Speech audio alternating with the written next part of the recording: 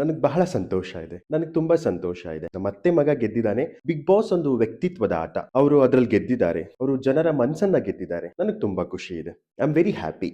Sir, ನಾನು ಒಂದು ಹೇಳಕ್ ಇಷ್ಟಪಡ್ತೀನಿ. ಏನ್ ಗೊತ್ತಾ? ಬಡವ್ರ ಮಕ್ಕಳು ಗೆಲ್ಬೇಕು. ಇದು ನಮ್ಮ ಡಾಲಿ ಧನಂಜಯ ಅವ್ರು ಹೇಳಿರೋ ಡೈಲಾಗ್. ಆದ್ರೆ ಗಿಲ್ಲಿ ನಿಜವಾಗ್ಲೂ ಬಡವನ? ಗಿಲ್ಲಿ ಬಡವನ್ ತರ ಗೆಟಪ್ ಹಾಕಿ ಗೆಲ್ದಿದ್ದಾರೆ. ಹೌದು, ಬಿಗ್ ಬಾಸ್ ಇಂದ ಹೊರಗೆ ಬಂದ ಮೇಲೆ ನಾನು ಇನ್ನೊಂದು ದಾಖಲೆಯನ್ನ ಸೃಷ್ಟಿಸಕ್ ಹೊರಟಿದ್ದೀನಿ. ಸತೀಶ್ ಕ್ಯಾಡಬಾಮ್ಸ್ ಅವ್ರು ಏನ್ ಹೇಳ್ತಾರೆ ಅದಕ್ಕಿಂತ ಜಾಸ್ತಿ ಸುಳ್ಳು ಹೇಳ್ತಾ ಇದ್ದೀನಿ ಇತ್ತೀಚೆಗೆ. ನನಗೆ ಏನ್ ಕೇಳ್ಪಟ್ಟಿದೆ ಅಂದ್ರೆ, ಅವ್ರಿಗೆ ಏನು ಓಟ್ಸ್ ಬಂದಿದೆ, ನನಗೆ ತಲುಪಿದ ಸುದ್ದಿ ಏನು ಅಂದ್ರೆ ನಾನ್ ಗೆಲ್ಬೇಕಿತ್ತು. ಆಕ್ಚುಲಿ ಅಷ್ಟು ಓಟ್ಸ್ ನನಗೆ ಬಂದಿದೆ ಅಂತ ನನಗ್ ಸುದ್ದಿ ಬಂದಿದೆ. ನಾನು ಹೇಳ್ತಿಲ್ಲ. ಈಗ ಅವ್ರು ಗೆದ್ದಿದ್ದಾರೆ, ನನಗ್ ಖುಷಿ ಇದೆ. ಜನ ಅವ್ರಿಗೆ ಒಪ್ಕೊಂಡಿದ್ದಾರೆ. ಬಟ್ ಸೋಂಬೇರಿ ತರ ಆಡ್ಕೊಂಡು ಬೀನ್ ಬ್ಯಾಗ್ ಮೇಲೆ ಕೂತ್ಕೊಂಡು ಇದ್ರೆ ಅದು ಆಟ ಅಲ್ಲ.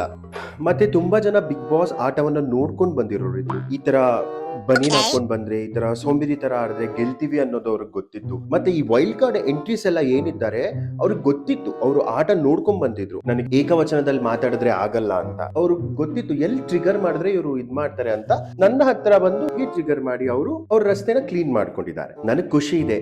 ಅವರ ಗೆಲುವು ನನಗ್ ತುಂಬಾ ಖುಷಿ ಇದೆ. ಬಟ್ ಒಳಗಡೆಯಿಂದ ನನಗ್ ಖುಷಿ ಇಲ್ಲ. ಅವತ್ತೇನೋ ಗ್ರ್ಯಾಂಡ್ ಫಿನಾಲೆ ದಿನ ನಾನು ಖುಷಿಯಾಗಿ ಹೇಳ್ಬಿಟ್ಟೆ ಎಲ್ಲರ ಮುಂದೆ. ಬಟ್ ನೆಕ್ಸ್ಟ್ ಡೇ ಮನೆಗೆ ಹೋದ್ಮೇಲೆ ಎಲ್ಲರೂ ಏನೇನ್ ಹೇಳಿದ್ರು ಅದನ್ನ ಕೇಳ್ಕೊಬಿಟ್ಟು ನನ್ಗಂತೂ ಇರಕ್ಕೆ ಆಗ್ತಿಲ್ಲ.